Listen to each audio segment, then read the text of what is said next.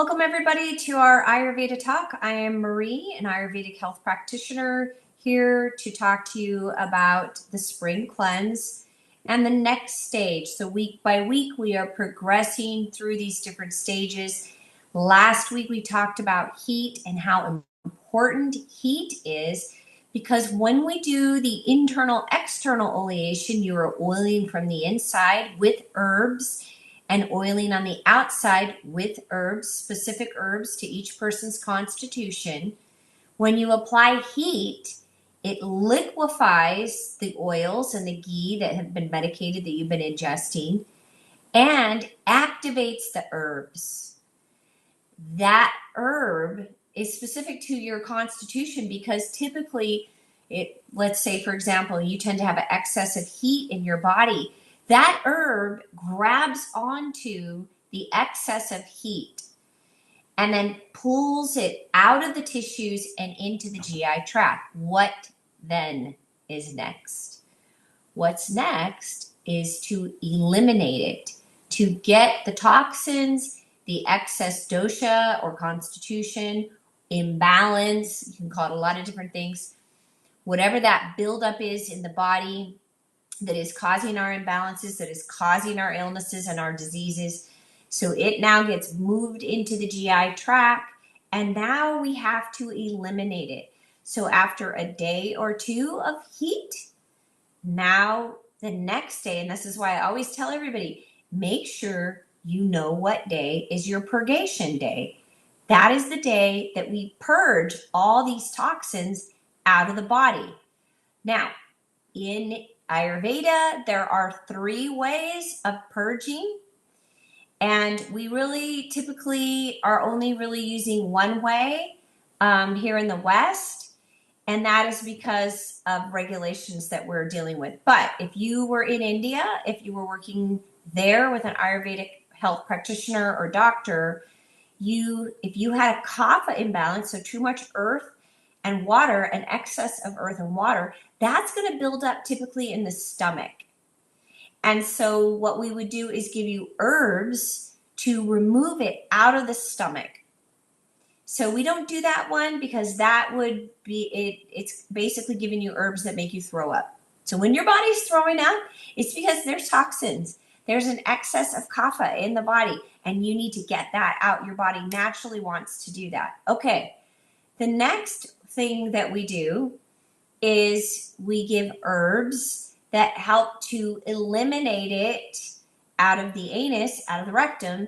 So that is going to help remove heat and excess pitta dosha. So those herbs go in and then help remove all that excess of toxins, excess heat that has now been moved into the GI tract.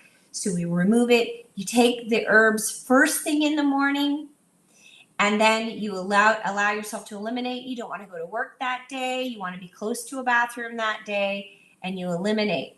If you start to have too much elimination going on, then we usually recommend that you cook some rice and drink rice water, or you could have a little bit of rice or have a banana with cardamom, and that will stop the excess of elimination. So it could turn into diarrhea. Typically speaking, though, most people are done within a few hours, and they're done. Okay, now, so that's the way of removing the pitta dosha, heat. And the next one is if we're dealing with vata imbalance, which is in the lower intestines, we do an oil enema. Now, I usually will encourage people and guide people. They can come in and I can help them with that. Or I will, once they've done that with me, then they could do it for themselves. So oil enema goes in, you insert a tube up into the rectum. It then allows the medicated oil to be absorbed, because absorption takes place in the large intestines and in the colon. And that's where depletion happens for vata. So dryness and vata imbalance, now it can absorb all the medicated oil. You hold it in as long as you can. Now, if you're really depleted as a vata and you're really dry, then what will happen is that oil just gets absorbed. But what will happen is if there is any excess, it gets depleted or it gets removed out of the body, not depleted. It gets removed out of the body. You end up going to the bathroom. So any excess of dosha leaves. Any toxins will then leave out of the anus. Now, that's called a basti, oil enema. We also have nasya, which is a nose treatment.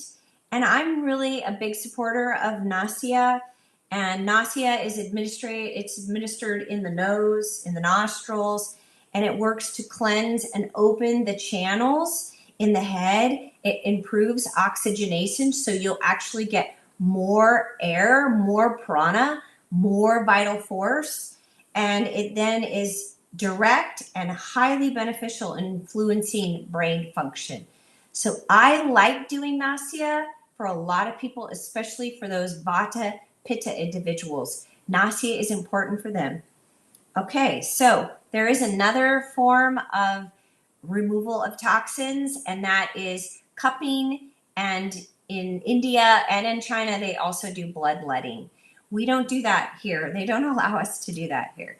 So that is your next stage, and I usually guide people very closely during the purgation stage, and that's because everybody's different and you got to pay attention. I don't want anybody getting depleted. Now, if you're doing the purgation where you take the herbs or castor oil and you're removing heat, or you are ending up taking the herbs and it comes up, a lot of times it'll mess up digestion. So when you're done doing purgation, you will have to reset digestion. So go back to your digestive herbs and keep a mono diet.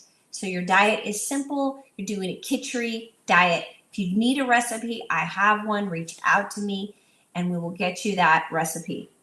Okay, so that is purgation day. Very important. And then after that, rejuvenation. That is our next stage. All right, thank you guys for being here today and have a wonderful evening.